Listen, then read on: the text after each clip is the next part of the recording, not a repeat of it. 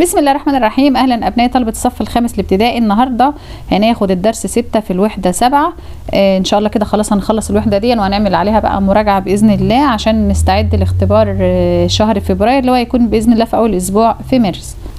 اول حاجه معايا كده عايزه اعرفك حاجه. انا لو عندي بيتزايه زي دي وجيت رحت قسمتها لاربع اجزاء، قسمتها لاربع اجزاء، يعني انا عملتها كسور اهي، قسمتها لاربع اجزاء. كل جزء من الاربعه دهوت بنقول عليه ان هو ربع البيتزايه. ربع البيتزايه كلها على بعضها اربع اجزاء، يعني 4 على 4 اللي هو واحد صحيح. ما احنا عارفين ان اي عدد على نفسه بيدينا اللي هو الواحد الصحيح. ماشي، يبقى انت عندك البيتزايه مكونه من 4 اجزاء، كل جزء من البيتزايه بنقول عليه ربع البيتزايه. البيتزايه كلها على بعضها 4 اجزاء من 4، يعني 4 على 4 بواحد صحيح. انا لو جيت قلت لك ان ربع البيتزايه سعره مثلا 25 جنيه، 25 جنيه، يا ترى البيتزايه كلها بقى بكام؟ انت عندك دلوقتي معلومه ان ربع البيتزايه سعرها 25 جنيه. الجزء واحد من الاربعه، الجزء ده هو اللي ب 25. انا عايز اعرف سعر الاربع اجزاء كلهم كاملين، اللي هو سعر البيتزايه كامله. يعني اللي انا عايز اعرفه دلوقتي محتاج اعرف سعر البيتزايه كامله. طب انت عندك الجزء الواحد كان ب 25، الواحد بقى 25، يعني اتضرب في 25، يبقى معنى كده الاربع اجزاء برضه هتضرب كل جزء منهم، هتضرب الاربعه يعني في 25، هيدي لك 4 في 25 هيدي لك 100، يبقى البيتزايه كامله ب 100 جنيه. ده فكره من ضمن او من اهم افكار درس النهارده، اللي هو بيجيب لك مثلا كسر معين وبعدين يربطه لك بكميه معينه او عدد معين او سعر معين او اي حاجه تانية، وانت المفروض تربط ما بين الكسر وما بين الكميه وتجيب له بقى الحاجه الناقصه اللي هو السعر الكلي او العدد الكلي. فانت بتربط بين الكسر وبين الحاجه اللي جايبها. هنفهم اكتر لما نشوف المسائل مع بعض. بيقول لي حديقه بها الوان مختلفه من الزهور. انا معوداكم من قبل كده يعني ان احنا لما يكون عندنا مساله كلاميه كل ما نلاقي عدد معانا بنروح نعمل عليه كده، احنا قفشناه، ما هنحتاجه بعد شويه في الحل بتاعنا. حديقه بها الوان مختلفه من الزهور، تلت عدد الزهور باللون الاحمر، ماشي، وربع عدد الزهور، ده عدد اهو، وربع عدد الزهور باللون الاخضر، تمام، والزهور المتبقيه باللون الازرق، وعددها 30 زهر. احسب اجمالي عدد الزهور. يبقى انا دلوقتي عندي زهور حمراء وزهور خضراء وزهور زرقاء، ماشي. قال لي ان تلت عدد الزهور، التلت باللون الاحمر والربع باللون الاخضر، اما الزرقاء ما جابليش لها كسر، جاب لي عدد الزهور الزرقاء ما جابليش الكسر بتاعها هنا، تمام. طيب انا محتاجه دلوقتي اجمالي عدد الزهور في الحديقه، يعني محتاجه اعرف الحمراء والخضراء والزرقاء كلهم كام. انا عرفت الزرقاء 30 وانا ما اعرفش للحمراء والخضراء غير الكسر بتاعه. طب خلاص انت هتيجي دلوقتي تقول له الزهور الحمراء والخضراء هنقول بيساوي تلت دي الحمراء زائد الخضراء ربع. طب انا ينفع اجمع وانا المقامات بتاعي مختلفه؟ لا، دول عددين متتاليين، عشان نوحد المقامات هنروح نضربهم في بعض.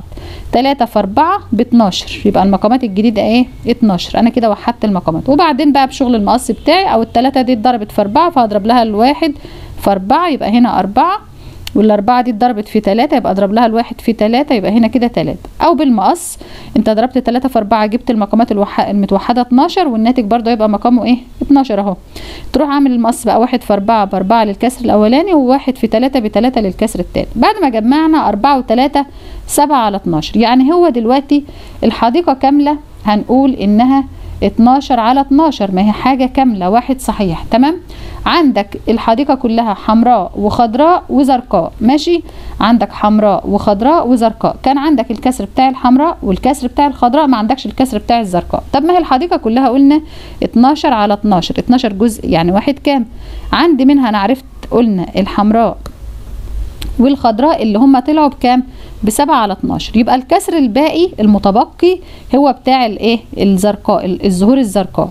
هقول 12 ناقص 7 يعني 5 على 12، يبقى انا دلوقتي عندي الزهور الزرقاء الكسر بتاعها كام؟ 5 على 12، هيطلع خلاص احنا عرفناه دلوقتي ان هو 5 على 12، تمام. طيب اعمل ايه بقى بعد كده؟ انت عندك الزهور الزرقاء قلنا 5 على 12، ماشي. الزرقاء بقى كام زهرة؟ الزرقاء اللي هم 5 اجزاء ده هم من ال12، هو جايب لي انهم 30 زهرة، تمام. يبقى الحديقة كاملة كام؟ طيب انت عندك ال5 اجزاء ب30 زهرة، الخمسة ضربها في كام عشان تديني 30؟ الخمسة عشان تبقى 30 يبقى اتضربت في 6. يبقى معنى كده ان هيضرب ال 12 اللي هي الاجزاء كاملة تحت في 6 عشان نعرف عدد الزهور بتاعة الحديقة كلها. 5 في 6 ب30. يبقى معنى كده ان انا لازم اضرب ال 12 دي في 6 عشان اعرف له عدد الزهور كاملة كام. 6 في 12 هتلاقيها بكام؟ هتلاقيها ب 72. ب 72. يعني عدد الزهور كاملة في الحديقة هيطلع لي 72 زهر. يبقى فبيقول لك احسب اجمالي عدد الزهور في الحديقة، هقول له كام؟ 72 زهر. هروح اكتب له اجمالي عدد الزهور في الحديقة هقول له 72 زهر. انت برضو لو بصيت انت عندك تلت الزهور كانت حمراء، يبقى 72 على 3 ده تلته، وربعها خضراء 72 على 4 يطلع ربعهم، والباقي فعلا هيبقى ال 30 اللي هو عدد الزهور المتبقية اللي هي الزرقاء. يا رب تكونوا فهمتوا المسألة دي، هنشوف غيرها عشان تفهموا اكتر. بيقول لي تنفق هدى 5 على 6 من راتبها الشهري على الطعام والإيجار والمواصلات، ماشي، وبعد هذه المصاريف يتبقى معها 500 جنيه، فما المرتب الذي تتقاضاه؟ أنا عندي مرتب هدى ده واحد كامل، واحد إيه؟ صحيح، ماشي. قالك بتنفق منه، بتصرف منه 5 على 6، يبقى الواحد الصحيح هنقول عليه إن هو كام؟ 6 على 6، ماشي.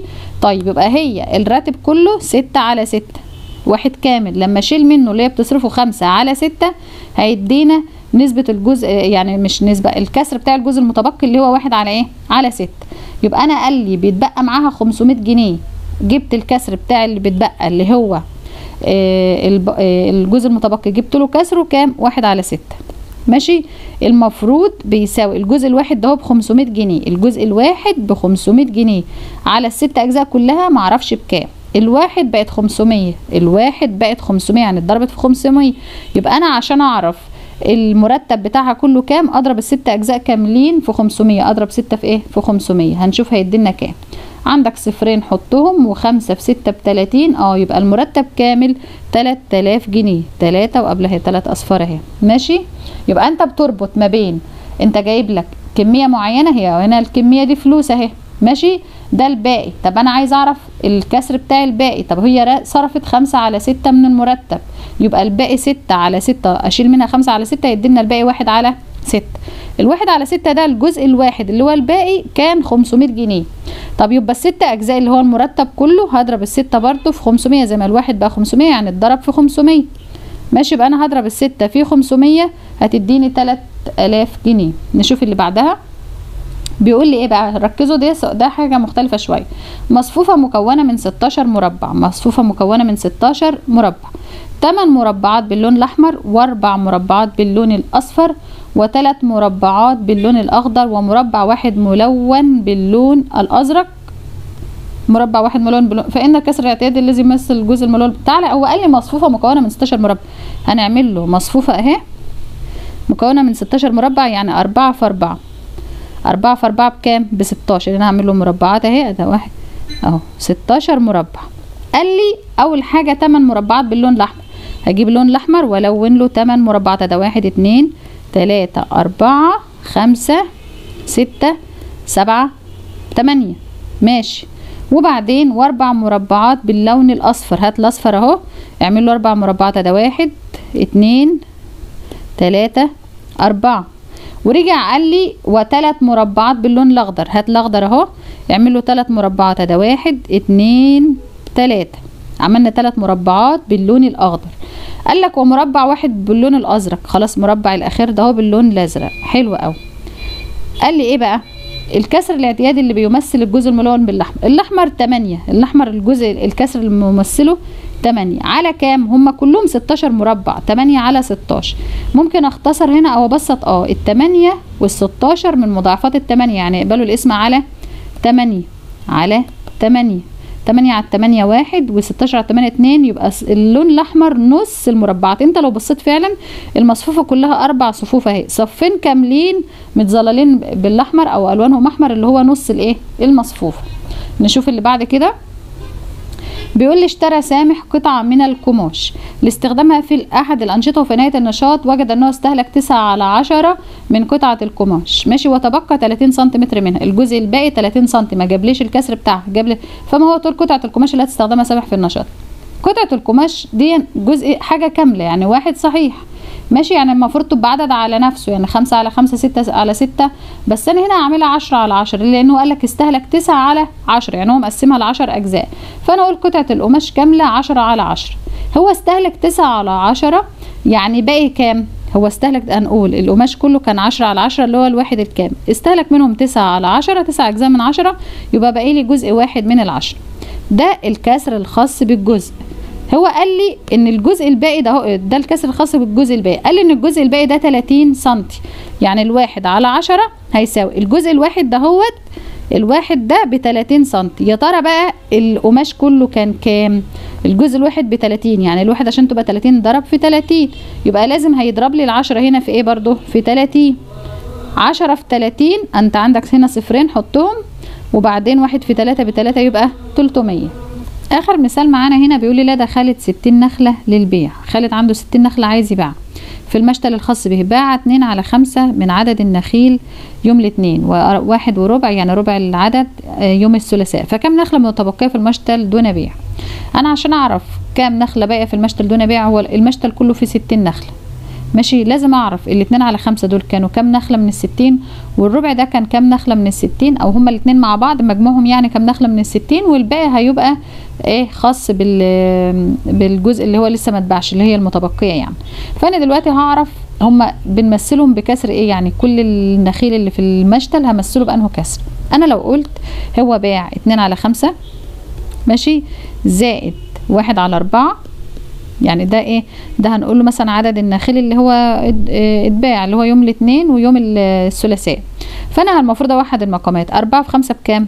ب20 ماشي. يبقى المقامات الجديده 20 اهو، والناتج طبعا مقامه ايه؟ 20 اهو. المقص 2 في 4 ب8، و1 في 5 ب5، يبقى 8 و5 كام؟ 13 جزء من 20، ده البيع، ده اللي اتباع ماشي. طيب يبقى الكسر بقى الخاص بالنخل المتبقي، هنقول له النخل المتبقي انت كان عندك 13 على 20 دول انت بعتهم ماشي. طبعا المشتل كله 20 على 20 اللي هو الواحد الصحيح، 20 على 20. لما انا اروح اطرح كده كده هنحط المقام اللي هو 20، يعني انا رحت جبت مقام مشترك عشان ينفع للثلاث انواع من يعني ينفع للخمسه والاربعه مع بعض، وبالتالي الباقي بقى هعرف هو ده كسر العدد النخيل المتبقي. 20 ناقص 13 كام؟ 7. يبقى عدد النخيل المتبقي الكسر بتاعه 7 على 20 ماشي. طيب هنقول عدد النخيل المتبقي 7 على 20، 7 على 20 بيساوي، انت عندك المشتل كله كان 60 نخله، المشتل كله كان 60 نخله، يبقى ال20 الجزء الكاملين ده هو، ما هو المفروض ان المشتل 20 على 20 يعني واحد كامل. ال20 جزء دول خاصين بالمشتل كله اللي هم ال60 ايه؟ نخله، خاصين بالمشتل كله اللي هم ال60 نخله. يبقى انا عايزه اعرف الجزء المتبقي اللي هو 7 اجزاء ده كان كام. طب انت عندك دلوقتي ال20 بقت 60، يبقى اتضربت في 3، يبقى المفروض اضرب له ال7 دي في 3، 7 في 3 بكام؟ هتدينا 21. يبقى عدد النخيل المتبقي اهو، عدد النخيل المتبقي هيساوي 21 نخله. انت لو جيت عديت مثلا هو قال لك ايه بقى قبل كده 13 على 20، خلاص احنا عايزين نعرف المتبقي بس. المتبقي قلنا ايه؟ 21 نخله.